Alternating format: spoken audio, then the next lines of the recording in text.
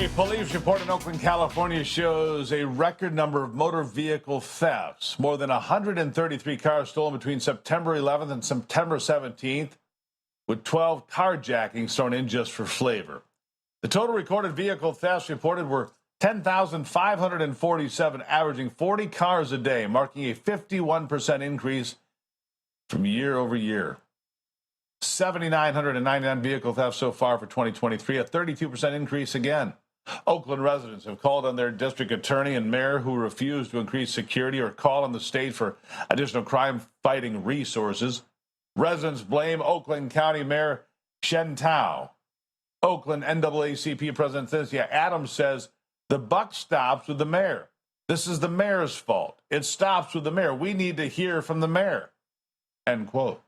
According to police data, total reported crimes in Oakland are up 27% since 2022, with violent crime increasing by 20%. The city will be installing 300 surveillance cameras with digital capabilities to track license plates in order to help locate stolen cars. You'll need a lot of surveillance, for the record. The Attorney General in the state of Missouri, Andrew Bailey, is suing St. Louis, a St. Louis-based clinic, Southampton Community Healthcare, for providing gender transition interventions to minors without first conducting a comprehensive mental health assessment, as mandated by the newly enacted Save Adolescents from Experimentation Act.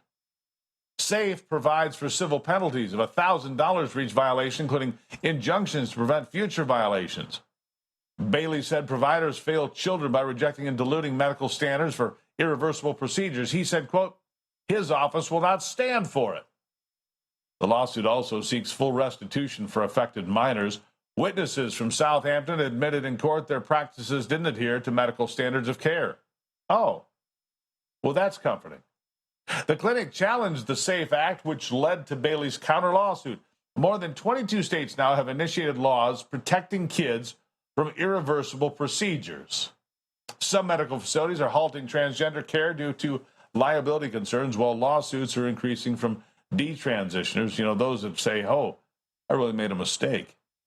Those for the damages incurred during their youth from hormone blockers or mutilation at the hands of so-called doctors.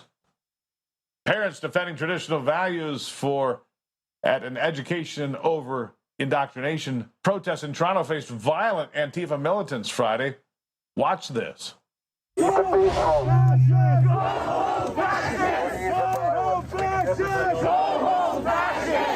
streets are our streets. These streets are our streets. Cut it out, guys. Keep it peaceful. Keep it peaceful. Keep it peaceful. Keep it peaceful. Cut it out.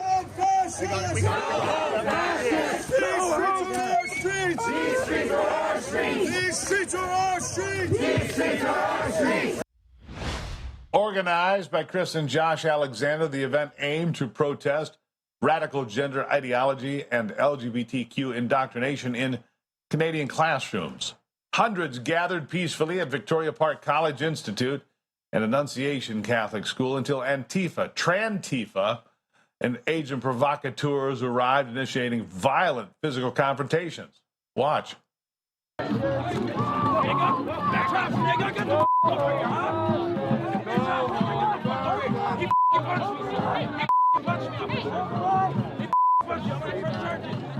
minor, bro. I'm a minor. He punched me. I'm 16 years old and he punched me, bro. Shut the up. Yeah, you don't like Yeah, but we don't know what it is.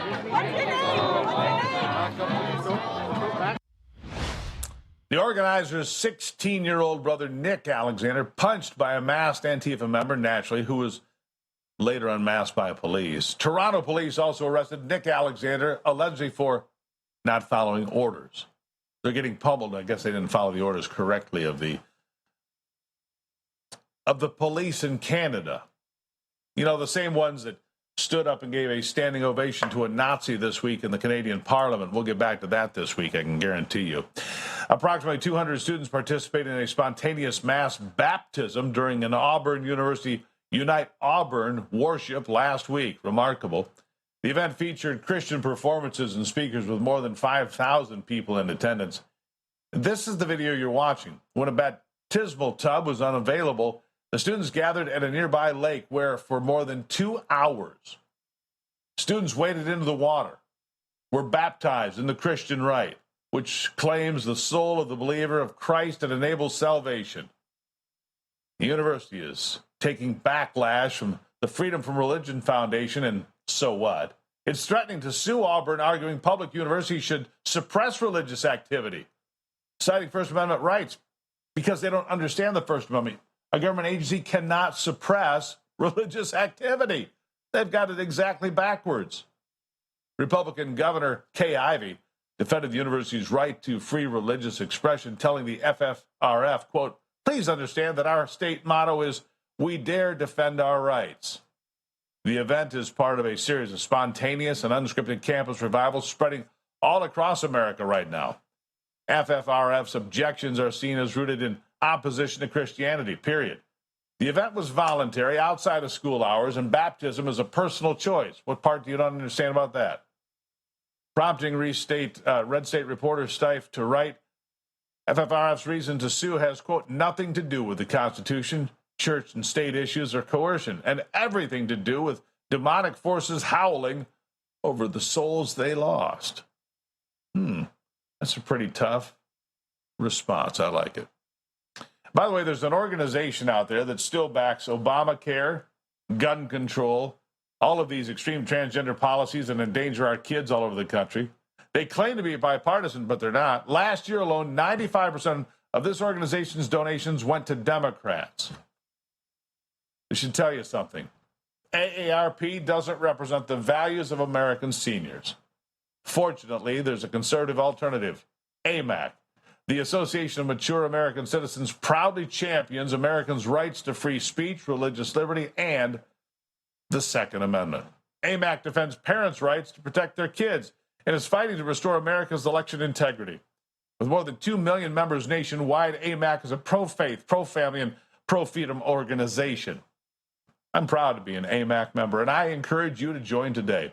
Let's send AARP a strong message that they don't represent conservative seniors. Join AMAC today at amac.us/voice. That's amac.us/voice. All right, up after the break, we'll talk about what makes America wonderful today, plus your answers to our America's Voice question of the day. Who do you expect to do well in tomorrow's GOP debate? Or do you even care?